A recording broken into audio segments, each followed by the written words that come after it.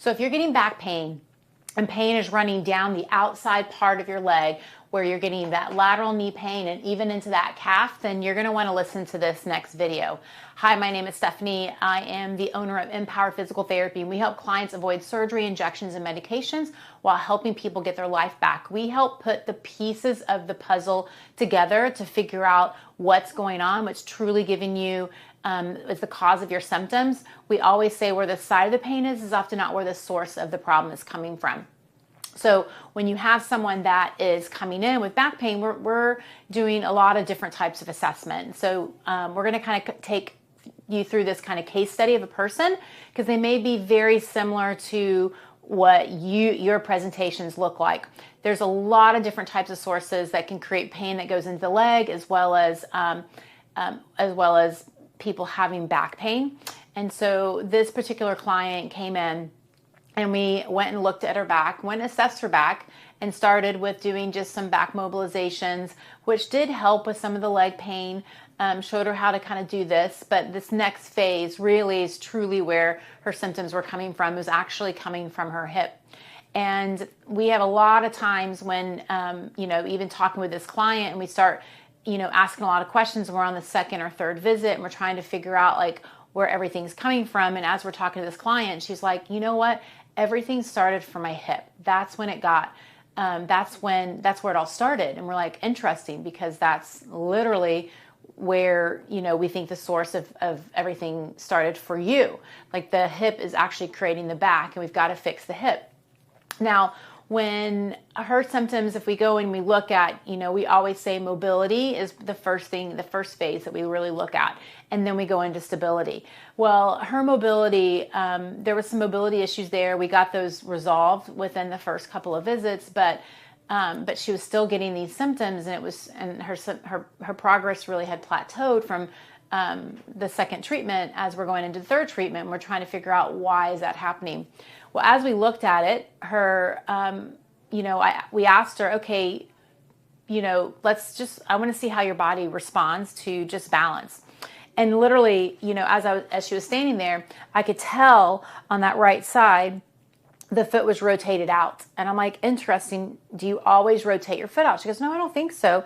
As she's walking, her foot's more rotated out. Now, what kind of information does this give us? Well, if we rotate our foot out, we're just creating more stability through that hip, because it's a wider base of support. If your base of support is in the front like this with your feet, and then you have one that's moved out to the side, it's going to give you a little bit wider base of support, meaning there's probably something going on in those hips that we need to address.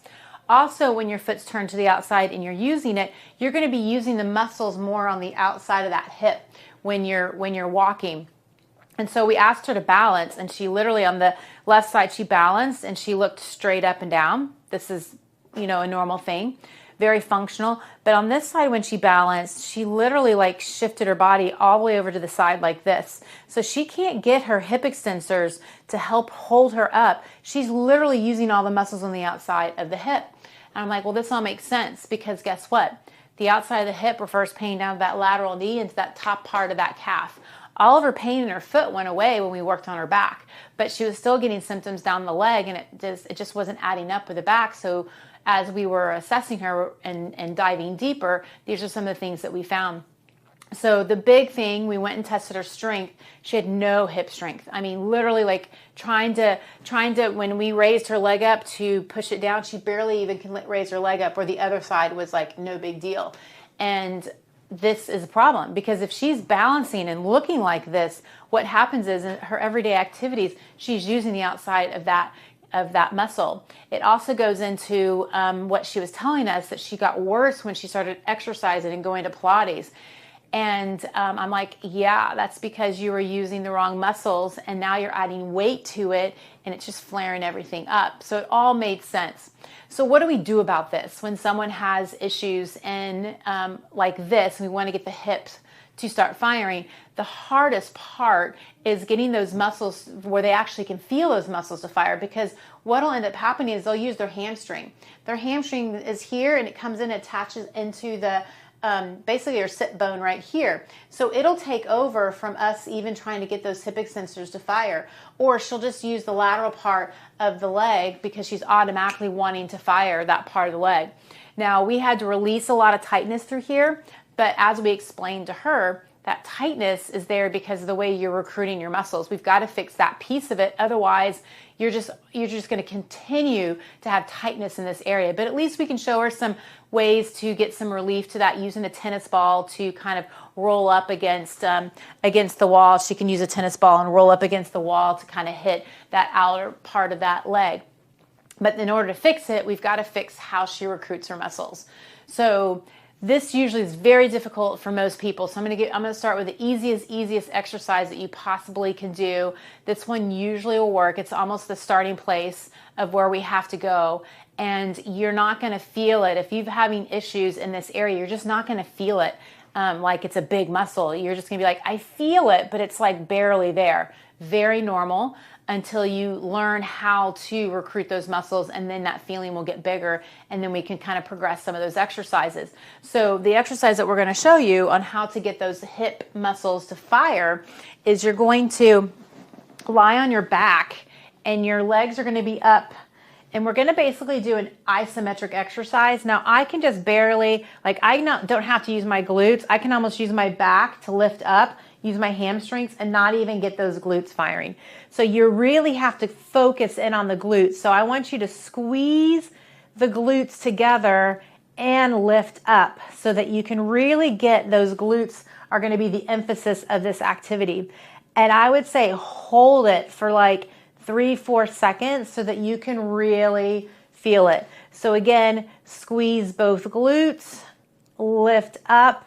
So it's an isometric contraction. By putting our legs up a little bit higher, it's going to make us extend those hips a little bit. And by holding it is going to help us like feel what those muscles feel like. I kind of say it's kind of like you have to jump start the car in order for everything to work. Well, we're kind of jump starting this one muscle, and then eventually we're going to put it together with other exercises. But this is the one that we start out with. You just lift and as you squeeze that glute, you kind of hold it for 3 or 4 seconds. I would say doing 10 or 15 of those and doing them 3-4 times throughout the day so that we can get those muscles to start firing. So that's the first exercise we do. There's a lot of other ones that we add to it as they get stronger, but we'll show you some of those in another video. Again, make sure you subscribe to the channel as we put out content all the time, trying to help everyone navigate their body a little bit better, understand how the body works, and how there's so many different sources of things to look at when looking at what's going on, whether it's the back, the neck, the shoulder, the hip, the knee.